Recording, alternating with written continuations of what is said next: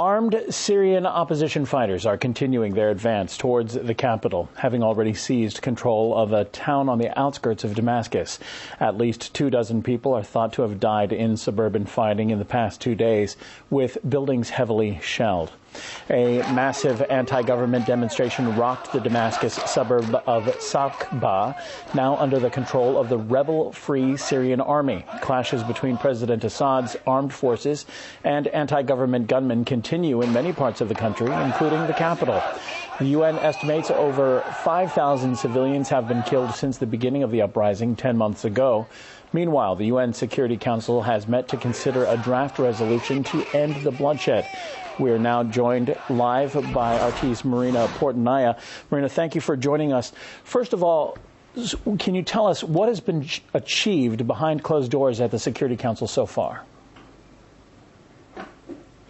Well, so far, there hasn't been anything achieved behind closed doors at the Security Council, but there has been a lot of discussion taking place, primarily because a European Arab draft resolution was circulated to the UN Security Council members, in which it calls for the Syrian President Bashar al-Assad to transfer power to his deputy while a unity government is formed and prepared for new elections. Now, according to reports, this draft text calls for a political transition in Syria. It also says the Security Council could, quote, adopt further measures if Syria does not comply with the terms of the resolution. Now, of course, this is just a draft text that was written up by France and Britain in consultation with Morocco, Germany, Portugal, the United States, and Qatar.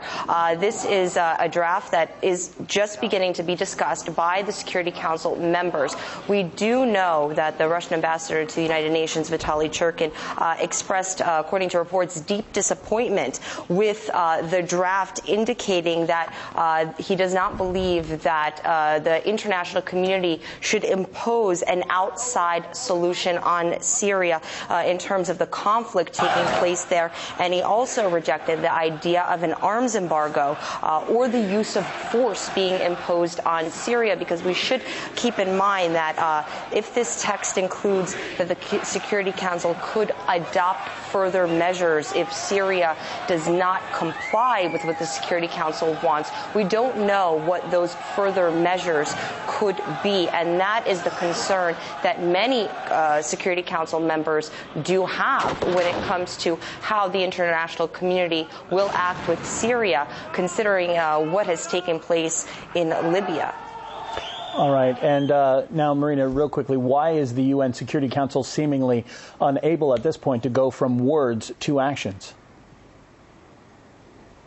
Because as I just began discussing, you have countries such as Russia, China, India, Brazil that believe that there is a conflict that two sides are involved in Syria, and both of those parties should be addressed. Now, Russia has drafted a resolution on Syria, but according to reports and according to what members have told me, it does not include the cohesive or punitive measures against Syria that Western countries are looking for. The Russian draft holds both parties accountable, the Assad government and the opposition group, and says both parties need to come to the negotiation table. It doesn't call for any type of regime change, and that is something that Russia and China, we saw 3 months ago, vetoed a Western draft resolution that could impose possibly regime change in Syria. India also doesn't support any kind of government change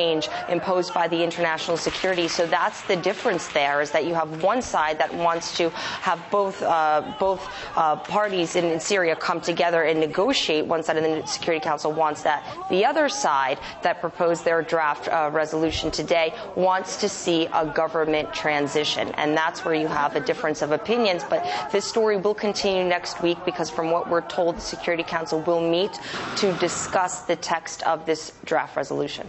All right. Thank you very much, Marina Portnaya. We know that you'll stay on top of things as the situation develops.